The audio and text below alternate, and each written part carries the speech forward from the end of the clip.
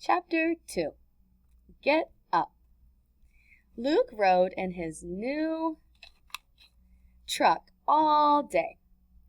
His pal Jake rode with him. "Man, you have all the luck," said Jake. "You got a good job, and now you have this nice ride." Luke gave a nod. "I cannot wait to ride up to my job in this truck." Luke got to bed late, but he had to get up with the sun.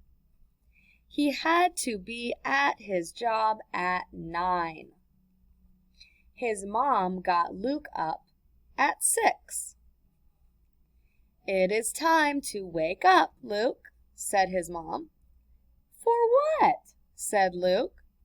"Your new job," said his mom. See, he is tired.